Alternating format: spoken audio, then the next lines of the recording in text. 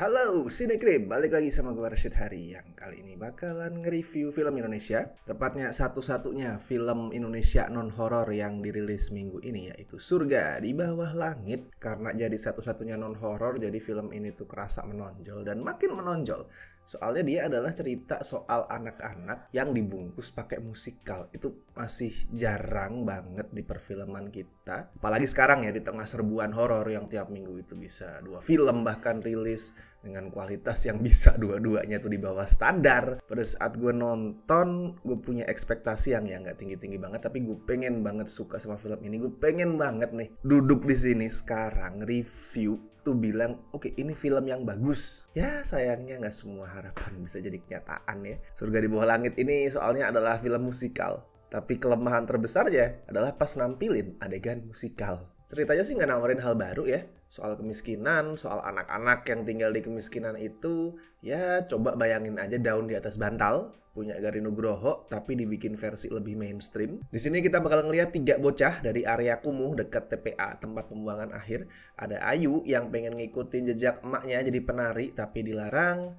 Terus Agus yang nekat nyopet demi menghidupi neneknya yang jualan sepatu di stasiun. Sama Laras yang jadi ojek payung walaupun dia punya bakat nyanyi. Tiap hari mereka tuh ngumpul, ngobrol di atas tumpukan sampah TPA, nungguin pelangi katanya, yang kayak ngasih warna dan harapan di tengah hidup mereka yang berat.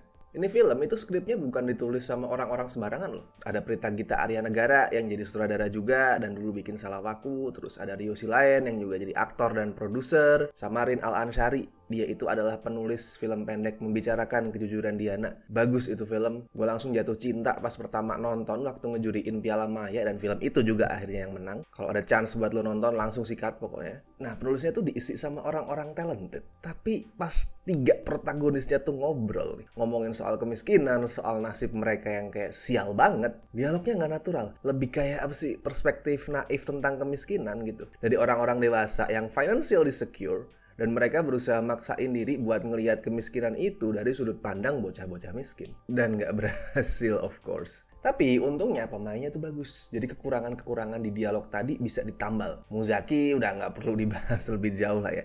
Dia tuh buat gue semacam little Reza Rahadian. Dalam arti dia bisa diandelin buat ngangkat kualitas naskah yang sejelek apapun. Dan menariknya di sini dia meranin versi bocah dari karakternya Reza juga ya. Atau lebih tepatnya dibilang Reza meranin versi dewasa dari karakternya Muzaki sih. Kayak Rafanaya juga mainnya natural. Terus Neona Ayu itu gue surprise karena dia bisa ngasih kepekaan emosi yang bagus banget pada saat ngomong. Gak kerasa kayak apa sih, biasanya kan kalau aktor cilik nih berusaha ngasih emosi atau berusaha ngasih dilema batin tuh kadang kayak ya mungkin kurang subtle atau terlalu berlebihan, karena itu wajar, bocah belum banyak pengalaman acting. Tapi gue ngeliat Neona Ayu di sini, anjir, kayak udah matang banget caranya ngungkapin emosi. Nggak harus meledak-ledak, tapi lu bisa ngerasain karakternya yang lagi ngerasain dilema. Caranya masukin emosi pas lagi ngomong di saat karakternya tuh ngumpul-ngumpul di tengah TPA tadi, itu bagus. Makanya pas mereka ngobrol, gue bisa enjoy. Surga di Bawah Langit adalah film yang ya at least decent. Di saat nampilin interaksi karakternya, itu gue bisa nikmatin.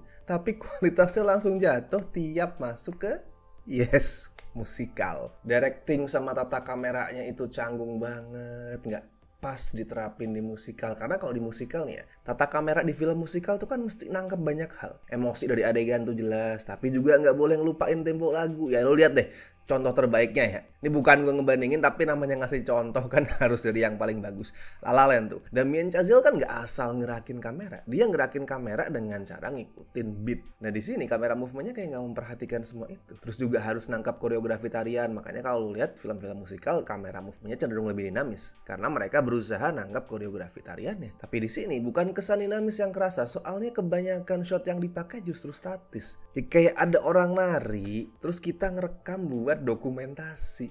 Itu yang kerasa di sini. Shotnya statis, diem, flat. Ya kayak gini, kayak lu ngeliat review ini, cuman ada beberapa angle aja yang juga nggak terlalu banyak. Terus framing dari shot-shotnya itu juga, aduh, nggak bisa nangkep estetika koreografinya ya, walaupun koreografinya juga nggak bisa dibilang bagus di sini ya. Cuman at least semestinya di kamera, di sinematografi itu ada effort untuk menangkap estetika koreografi. Framing, miss and scene, dan segala macam teknik teknis lainnya itu penting banget di musikal. Mungkin jauh lebih penting daripada di kebanyakan genre. Soalnya kalau nggak diperhatiin ya kayak gini, Jadi kayak dokumentasi acara tari, acara musik. Ada nih satu nomor musikal yang itu fungsinya ngasih sorotan ke karakter guru nyanyi ya, yang diperanin Rio Silaen.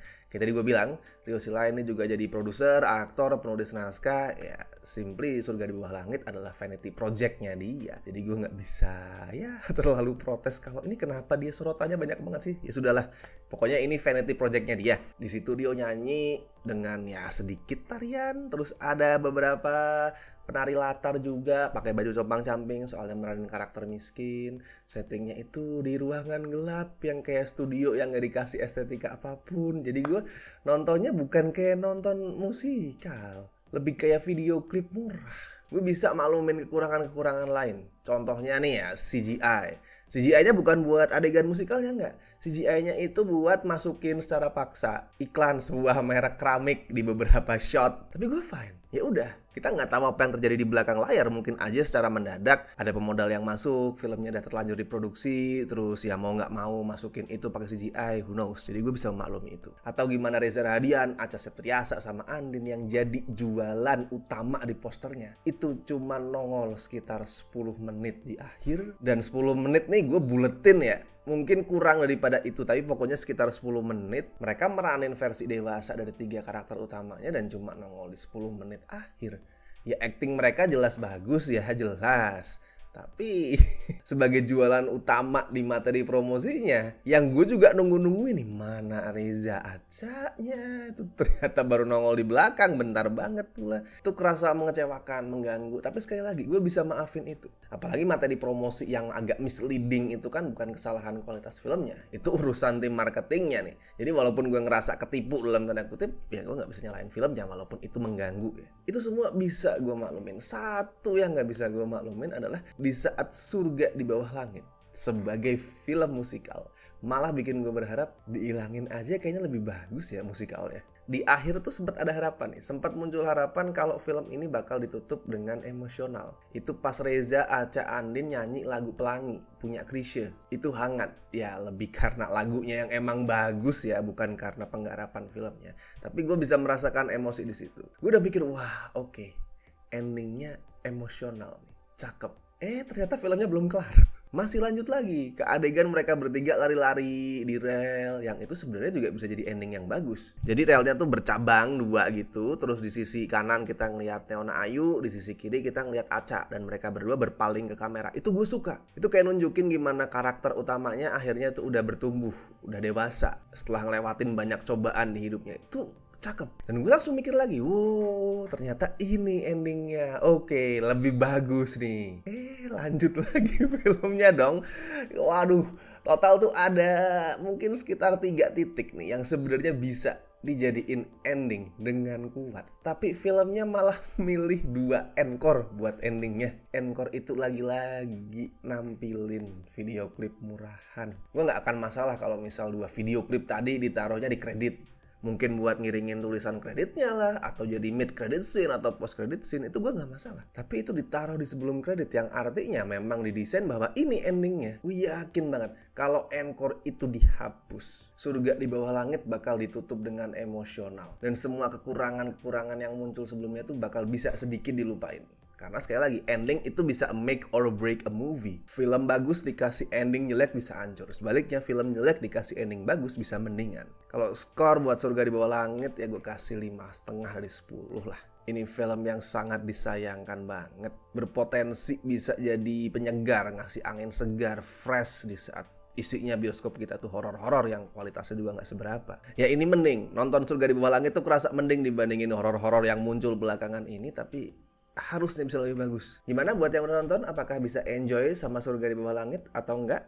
Tulisin opini lo di kolom komentar. Tapi kalau buat gue ya, meskipun ini film banyak kekurangan, gue tetap silahkan kalau mau nonton. Jadi gak masalah kalau lo mau ngasih film ini kesempatan. Masih ada beberapa poin yang bisa dinikmatin kok, asli. Alright, seperti biasa gue akan ngingetin, jangan lupa like video ini, subscribe Cinecrip, share video-video kami, dan misalkan pengen ngebantu dengan kasih donasi seikhlasnya, bisa klik tombol super thanks di bawah. So, gue Rashid Hari, sampai ketemu di review-review berikutnya.